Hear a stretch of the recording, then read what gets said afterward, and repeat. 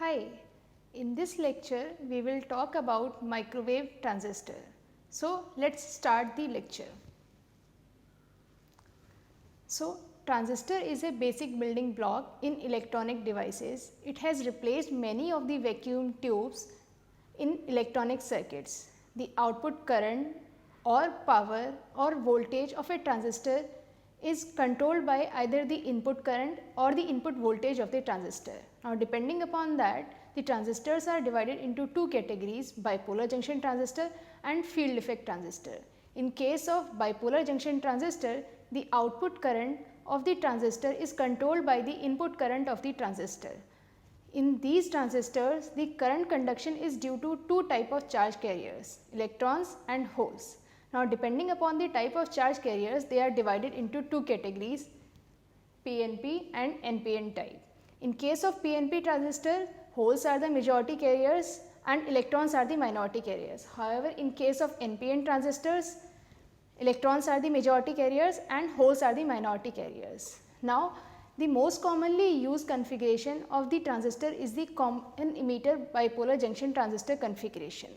Now, these transistors do not provide desirable characteristics at higher frequencies due to their high base resistance, and it limits the transition frequency of the transistor. So, there is a new type of bipolar junction transistor that is known as heterojunction bipolar transistor. It utilizes the different semiconductor materials to form emitter and base junction and provides low base resistance. So, they can operate up to very high frequency range. Next type of transistor is field effect transistor. It is a unipolar device. It means that the current conduction in these transistors is due to only one type of charge carriers. It could be either electron or hole. The output current in these transistors is controlled by the input voltage of the transistor. Now, these transistors are further subdivided into various categories depending upon how the channel is isolated with the gate. In case of junction field effect transistors, the gate is isolated from the channel using a reverse bias PN junction. In case of metal oxide semiconductor field effect transistors, the gate is isolated from the channel using an insulating oxide layer. So, that is why they are known as metal oxide semiconductor. The next type of semiconductor is metal semiconductor field effect transistor. In this, the gate is on the top of the semiconductor transistor. So, in this case, the reverse bias PN junction is replaced by the metal semiconductor Schottky region, and that is why they are known as metal semiconductor field effect transistor. The next type of transistor we will talk about is high electron mobility transistor. Now, all these transistors do not provide desirable characteristics at higher frequencies due to their internal capacitance.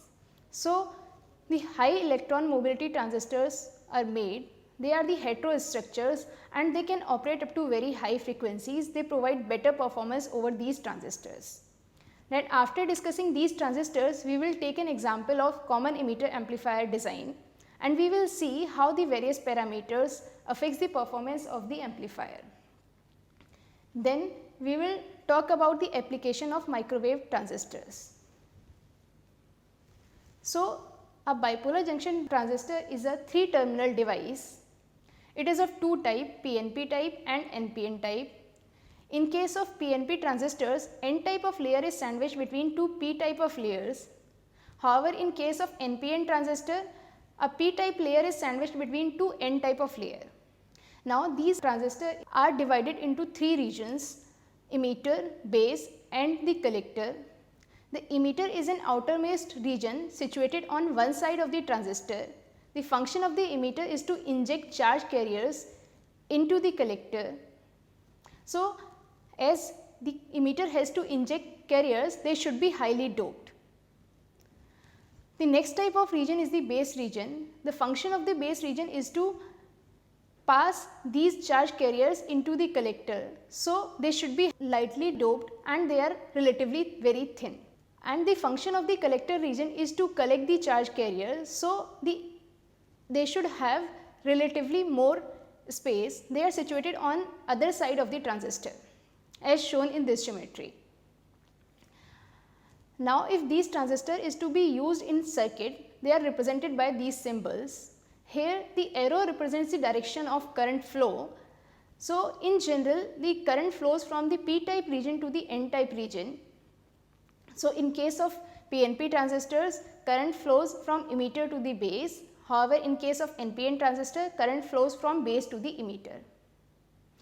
Now, these regions form two type of junctions. One junction is formed between emitter and base region, and another junction is formed between collector and base region. This junction is called as the emitter base junction, and this junction is called as the collector base junction.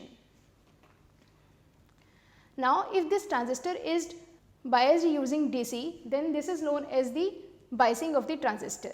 Since we know that there are two type of junctions, emitter base junction and collector base junction.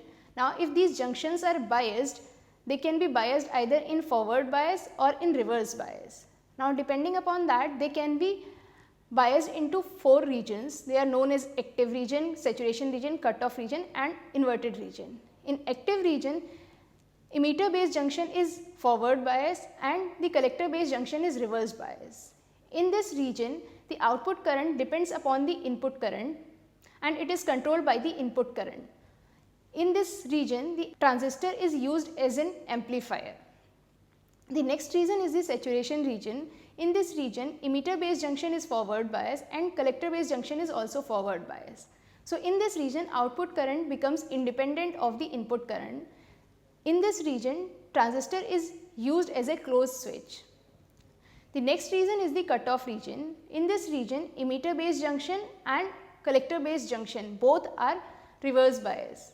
Since the emitter base junction is reverse bias, it does not inject carriers, so there is no current. So, in this region, this transistor acts like a open switch. The next region is the inverted region. In this region, emitter base junction is reverse bias and collector base junction is forward bias. So, it does not inject any charge carriers. In this region also current is 0, but this region is not of any use to the designers.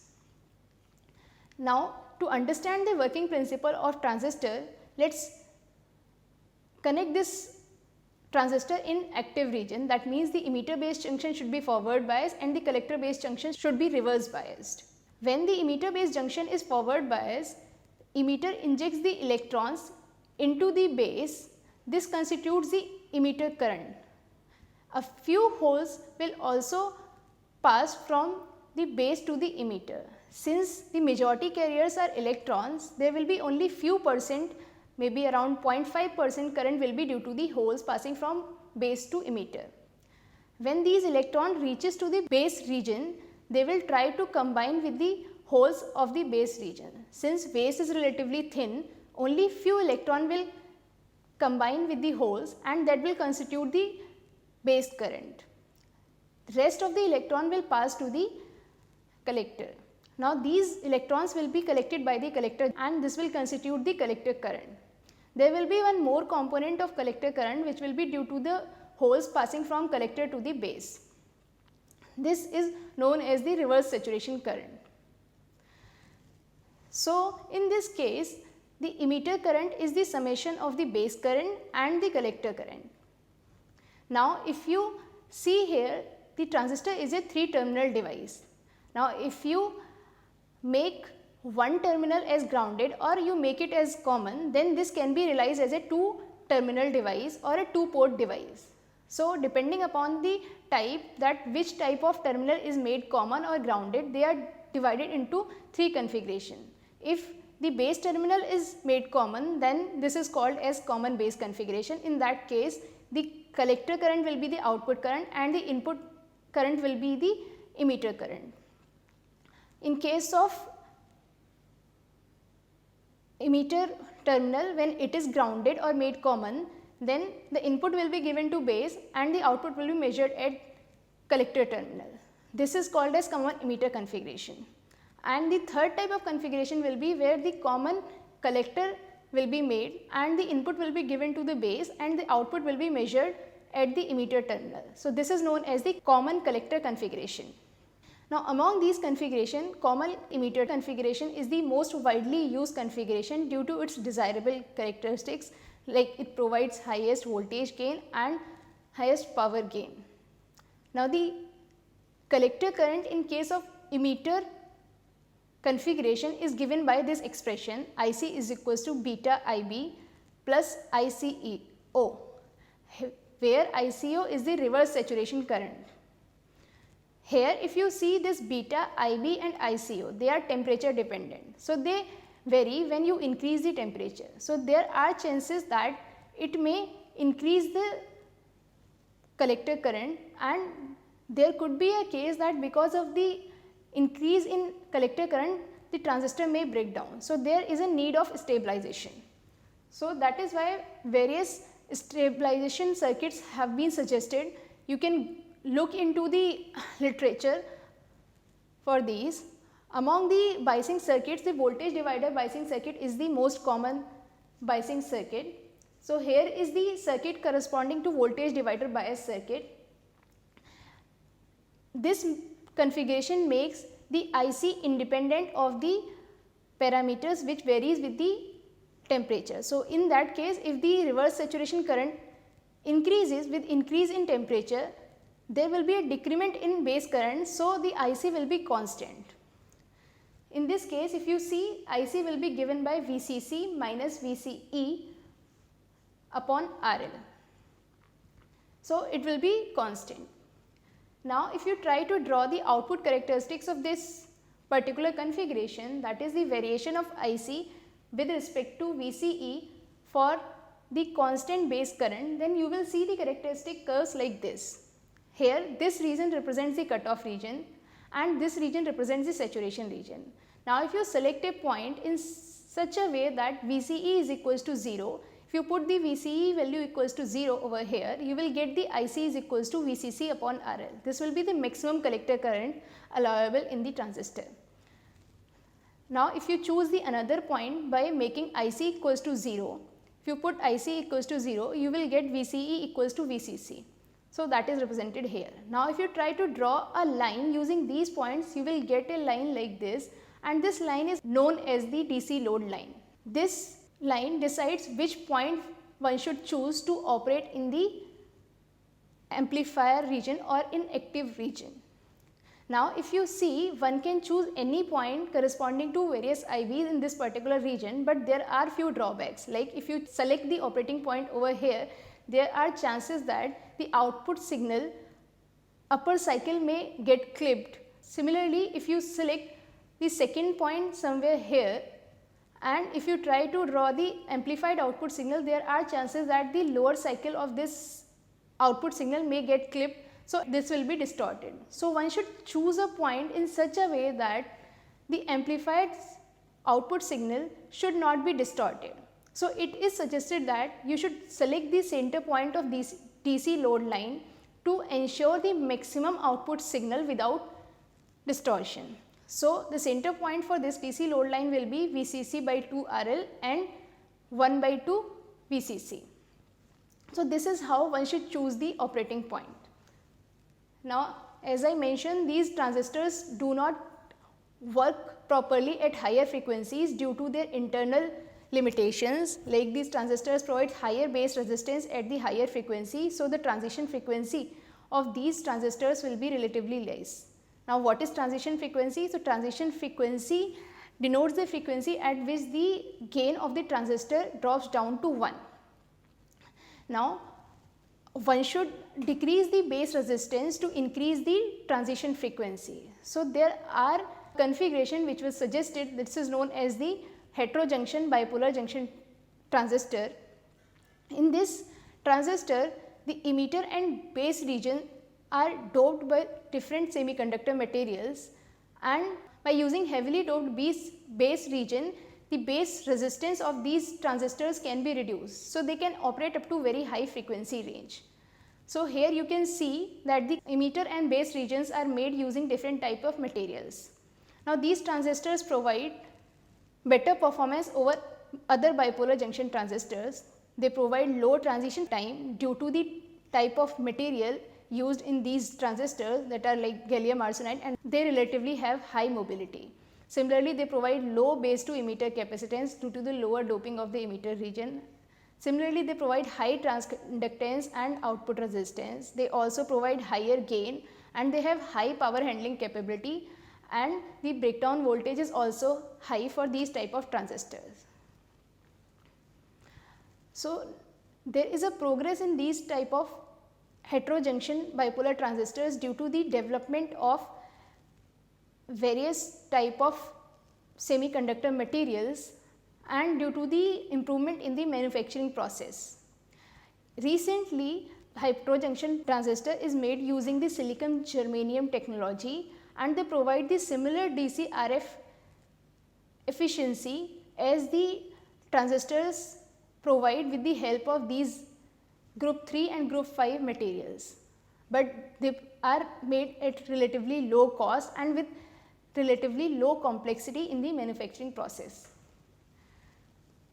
Till now we just discussed about the operation of the bipolar transistor. So, here is the example of the practically available RF transistor. Its name is BFP520.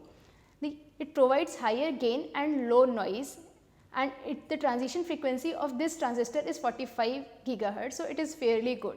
Now, as I mentioned that the performance of these transistors degrade with temperature. So, here I have shown the variation of the power with respect to temperature. It provides the 125 milliwatt power up to 100 degree centigrade, and the transition frequency for this transistor is 45 gigahertz for VCE is equals to 2 volt. Here I have also listed down few other specifications like reverse voltage and the forward voltage and the output current of these transistors. So, it provides a decent gain of around 20 dB. Till now we discussed about the bipolar junction transistors. So, these transistors suffers from the minority carrier effect. The next type of transistor is a field effect transistor. They are the unipolar device, that means the current conduction in the field effect transistor is due to only one type of charge carriers.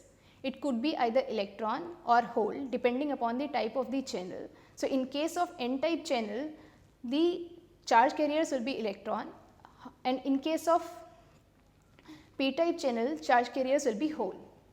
Now, one of the commonly used field effect transistor at low frequency is junction field effect transistor. So, in case of junction field effect transistor, the structure is shown here. Two p type of lightly doped regions are diffused into n type of channel, and then a metallic terminal is deposited at these terminals. This is known as gate, and there are two other metallic terminals using the ohmic contacts. They are known as source and the drain. Now, if you see in this particular configuration, if you do not apply any bias voltage between the gate and the source terminal, which is known as the input terminal, then there will be a path for electrons to flow from source to drain when you apply even a very small drain to source voltage. So, the maximum current will flow when VDS is very small, and it will again increase if you increase the value of VDS.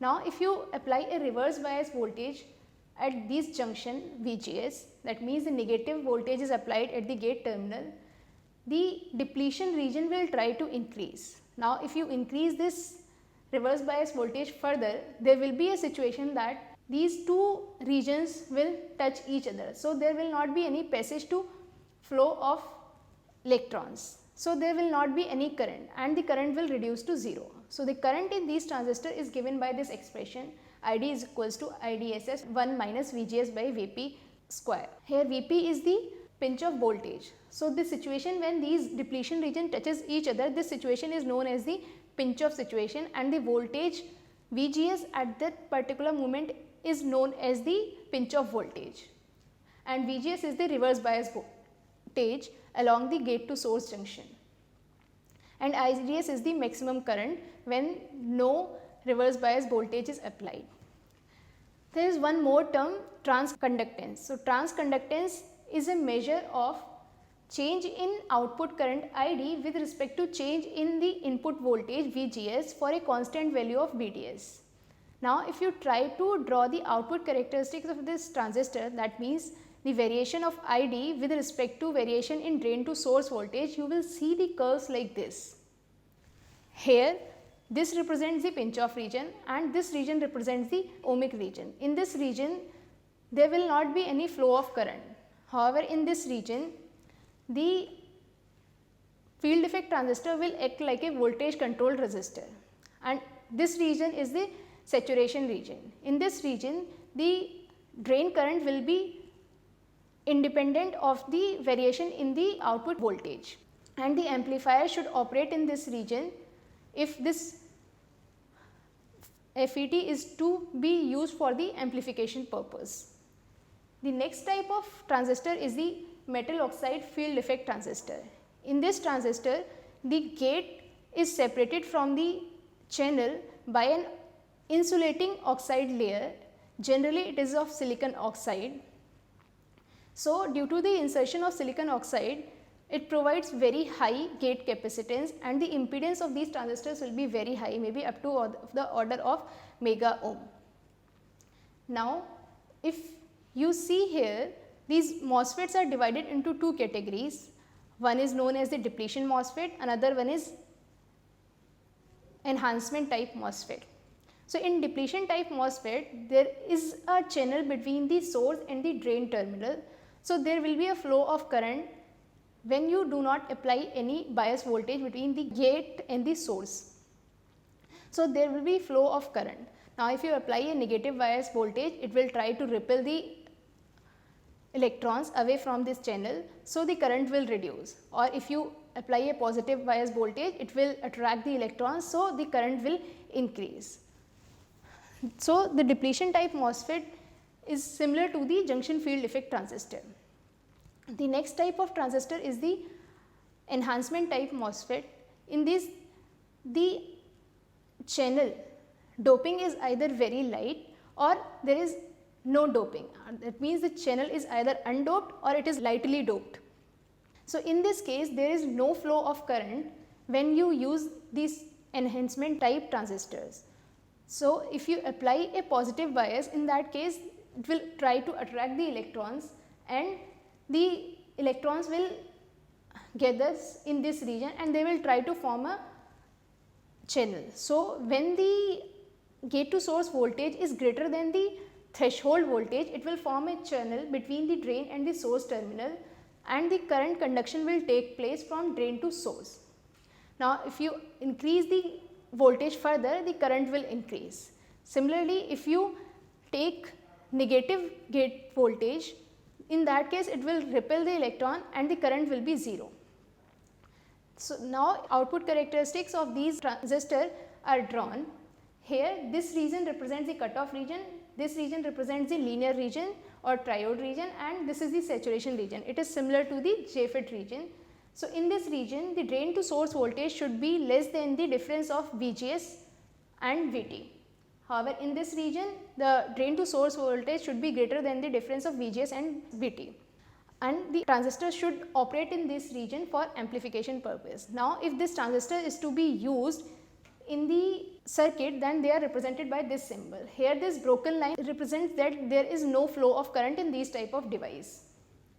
Now these transistors do not provide desirable performance at higher frequencies due to the internal capacitance of the transistors. So these capacitance should be reduced. The major component is due to the gate capacitance, and which is due to the oxide layer in the transistor. Now if you replace this oxide layer by simply gate semiconductor junction, then that type of semiconductor is known as the metal semiconductor field effect transistor. So here the gate is placed on the top of the semiconductor junction. It behaves in the similar way as the MOSFET and JFET does. By applying the negative gate to source voltage, it forms the depletion region and it restricts the flow of current, so the current will reduce. Now due to the metal semiconductor region, it provides relatively fast recovery time, so they are relatively faster and they can operate up to relatively high frequency range. So here is the structure of gallium arsenide based MESFET, and it provides better performance over other transistor due to the higher mobility of these materials. So, they provide the various better characteristics over other transistors. They are high electron mobility, low capacitance level, high input impedance, and they provide the negative temperature coefficients, and there is lack of oxide strap in these transistors.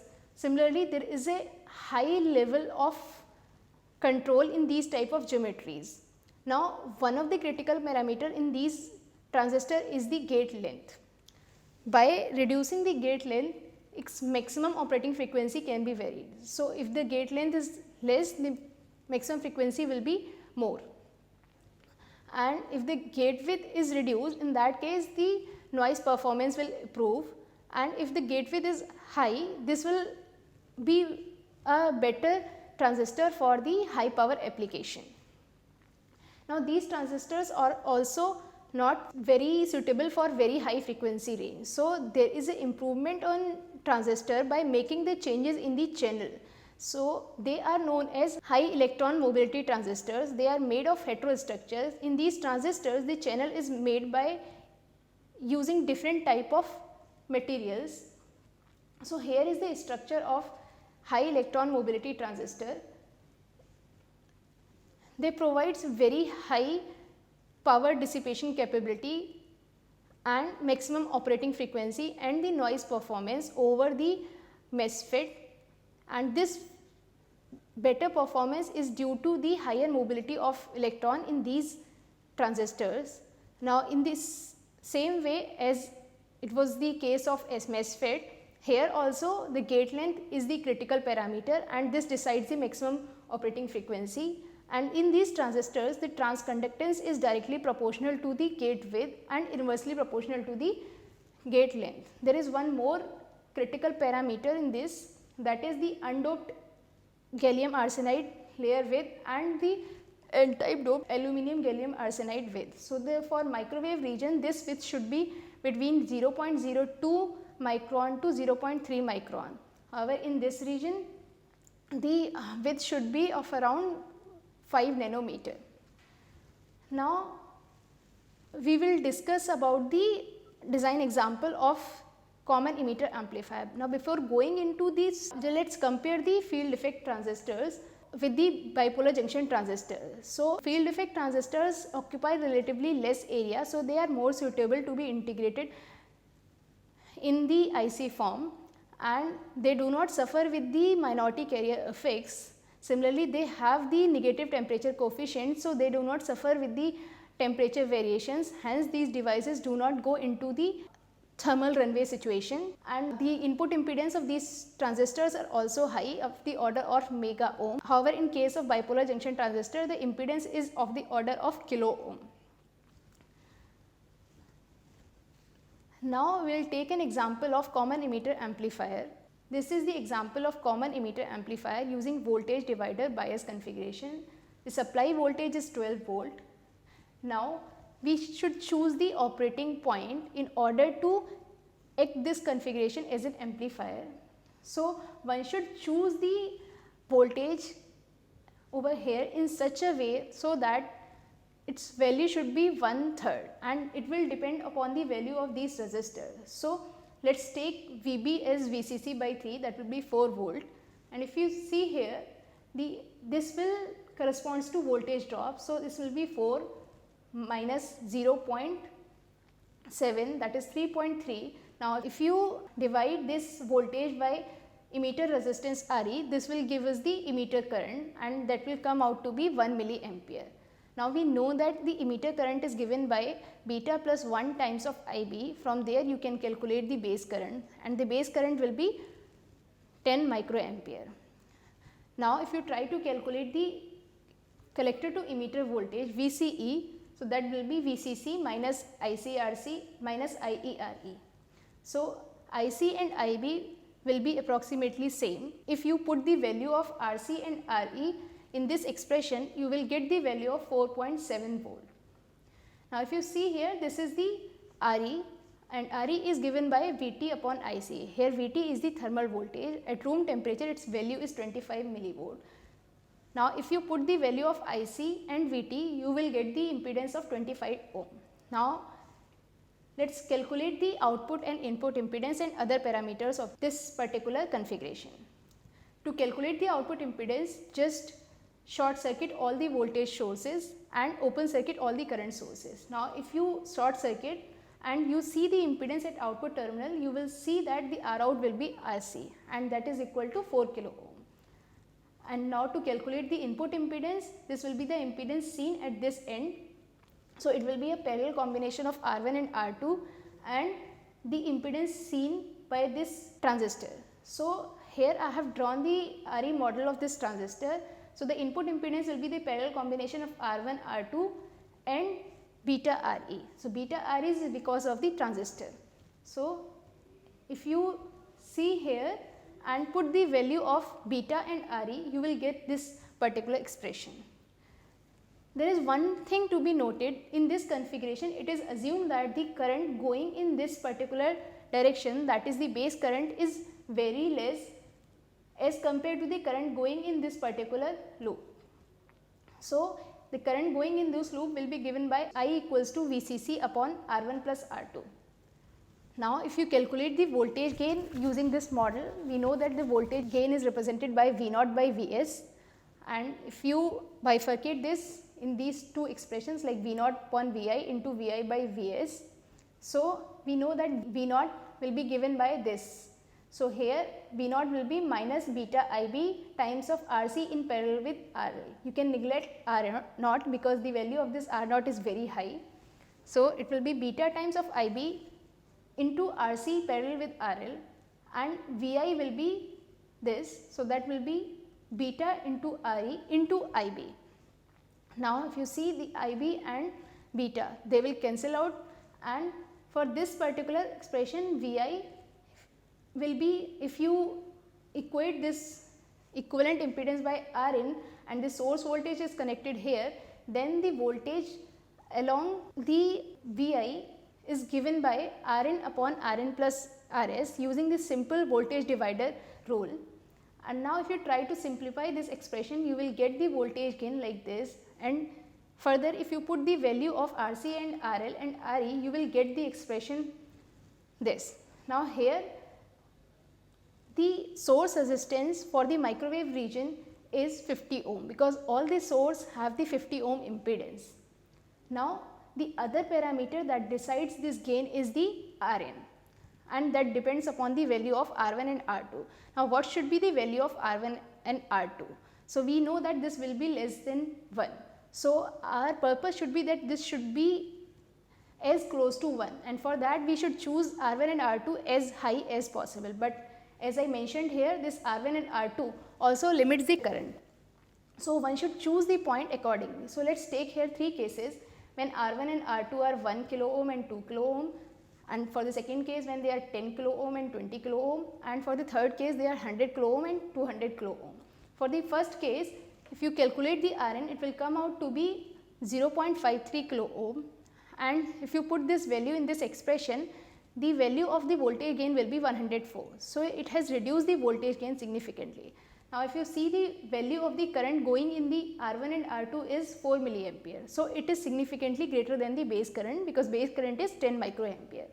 For the second case, the voltage gain will be minus 110. So it is better than this particular case, and the current in this case is 0.4 milliampere. So this is also relatively much higher as compared to base resistance. And in the third case, if you see, Rn is 2.41 kilo ohm and the voltage gain for this configuration is even close to 114. But the current, if you see here, is 40 microampere, which is not much higher than the base current. So this case cannot be considered. So the most appropriate choice for this case is R1 is equals to 10 kilo ohm and R2 equals to 20 kilo ohm.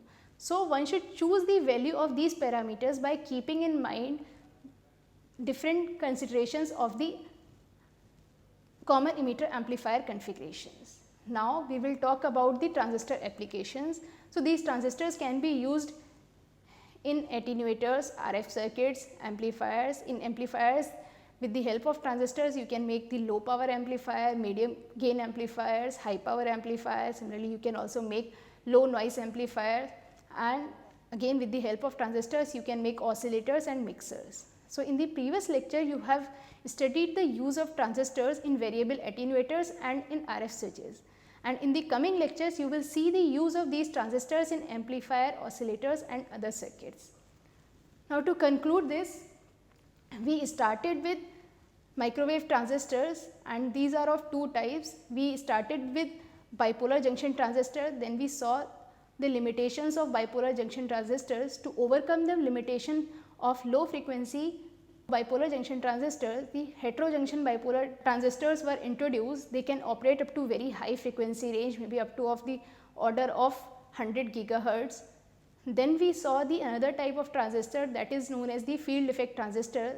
After that we saw the low frequency transistors, that are junction field effect transistor and the metal oxide field effect transistors, and we saw that the internal parameters of these transistors limits the frequency of these transistors. So, to improve the frequency we studied the next type of transistor, that is metal semiconductor field effect transistor. Here the reverse bias PN junction or the oxide layer of the transistor is replaced by the metal semiconductor junction.